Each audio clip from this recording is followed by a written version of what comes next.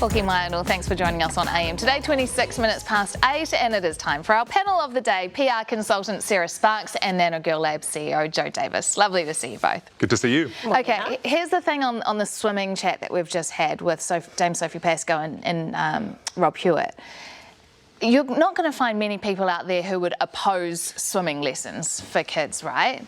But the thing is, who should pay for it if this is something that we should provide to all kids? Joe?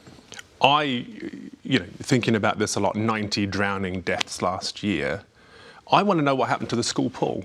The school pool and the idea of communities helping communities to learn, and this being something that is a country of enormous coastline and lakes and rivers that we don't see as part of our responsibility to educate our kids and keep them fit.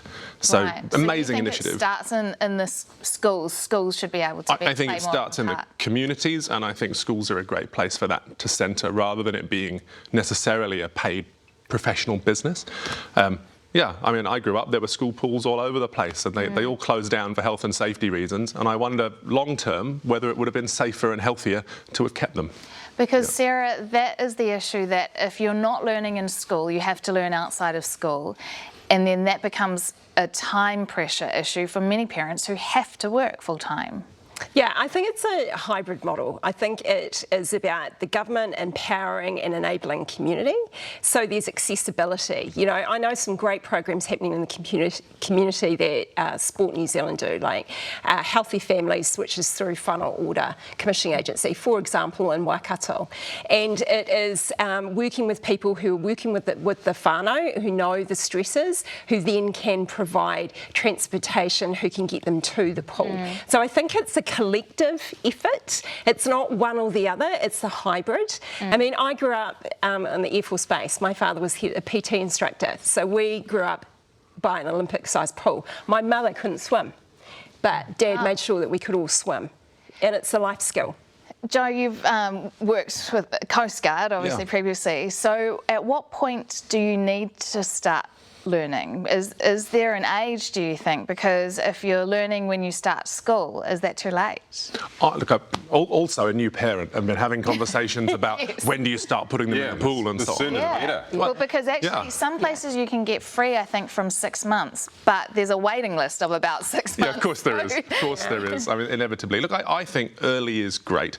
I think those can be great memories. I think they're great life skills. It's physically good for you. Yeah, absolutely. The hybrid model, I think, is a really sharp call. I think it's a good thing. Yeah, I can't see why we just don't have the government providing money for everyone to get into a swimming pool at some way, whether it's a school pool or take the bus down, but everyone can go, but it's virtually part of the school curriculum. Everybody gets to go. The parents don't have to go along and get out of work and stuff like that or pay themselves. I just really can't see, with 90 deaths a year, why we're not doing this. I agree. I really do.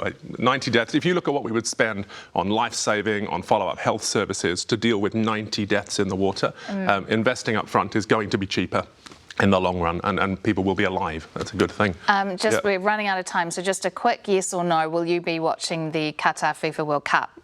Probably the final. I won't be able to tear myself away for that, but yes. Yeah. No, I won't. Boycotting. Boycotting, right? Boycotting, right. It's a full boycott. Wow, that's awesome. Yeah. Yeah. Absolutely. All right, PR consultant Sarah Sparks and Nanolabs CEO Joe Davis, thank you both for being with us. Let's head to Oreni for news.